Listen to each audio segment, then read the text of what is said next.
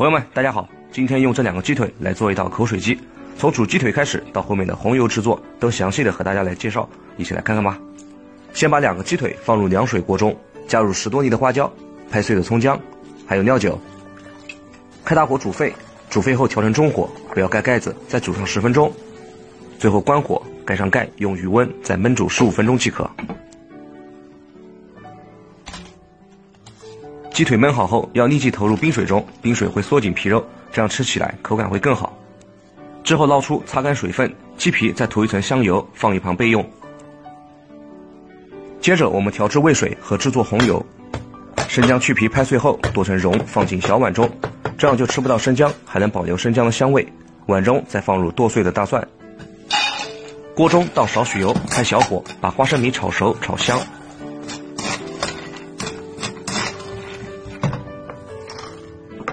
再用自己喜欢的方式把花生米捣碎，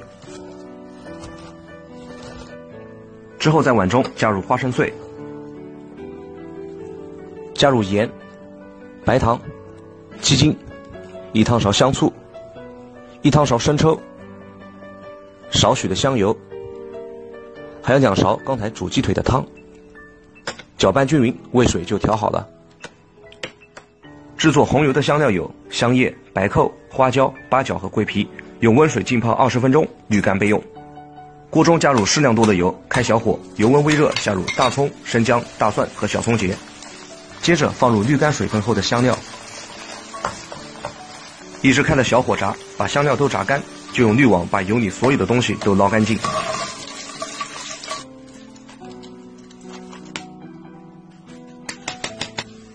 把辣椒粉和白芝麻拌匀，随后分多次淋入热油，每次淋过后要拌匀，待到油温稍凉之后，再倒入下一次热油。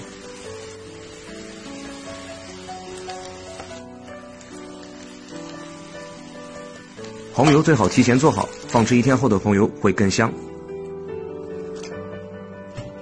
最后就是把鸡腿剁成块，摆盘，再淋入味水和红油就可以了。